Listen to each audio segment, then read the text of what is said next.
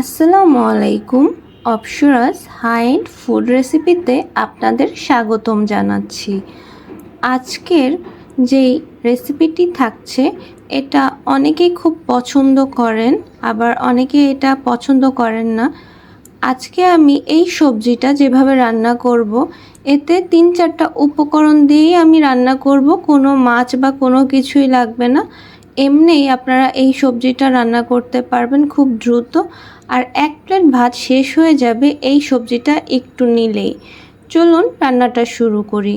কড়াইতে প্রথমে আমি ২ টেবিল চামচ পরিমাণ তেল দিয়ে নিয়েছি, আর ২ টেবিল চামচ পরিমাণ পেঁয়াজ কুচি দিয়ে নিয়েছি।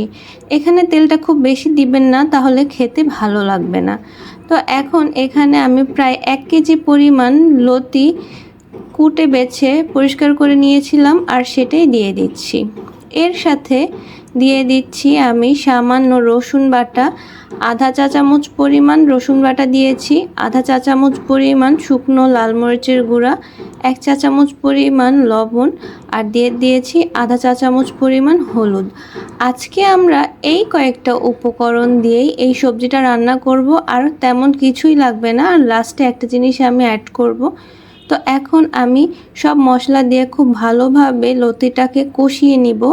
প্রায় ৫ মিনিট কষানোর পরে এখানে আমি দিয়ে দিচ্ছি ১ কাপ পরিমাণ পানি। খুব বেশি পানি দেওয়ার দরকার নেই, কারণ এই সবজিটা খুব দ্রুতই সিদ্ধ হয়ে যায়। তো এখন আমি ঢাকনা দিয়ে ঢেকে আরও ৫ থেকে ৬ মিনিট রান্না করে নিলাম। দেখুন কিছুটা সফট হয়ে এসেছে, আর পানিটাও শুকিয়ে গেছে। এই অবস্থায় আমি ৪-৫টা তেঁতুল দিয়ে নিলাম। এখন তেঁতুলটা খুব ভালোভাবে সবজির সাথে মিক্স করে নিচ্ছি।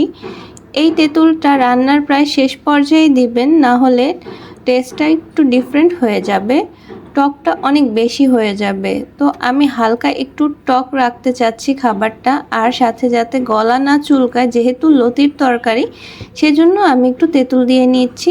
তো এখন আমি খুব ভালোভাবে নেড়েচেড়ে নামিয়ে নিলাম। দেখুন আমাদের লতির তরকারিটা একদম রেডি। দেখতেই তো অনেক লোভনীয় লাগছে, তাই না? তো আজকের রেসিপিটি কেমন লাগলো আমাকে কমেন্ট সেকশনে জানাতে পারেন, আর আমার চ্যানেলটা সাবস্ক্রাইব করার জন্য অনুরোধ রইল। সবাই খুব ভালো থাকবেন। পরবর্তী ভিডিও দেখার জন্য আমন্ত্রণ জানিয়ে আজকের ভিডিওটি আমি এখানেই শেষ করলাম।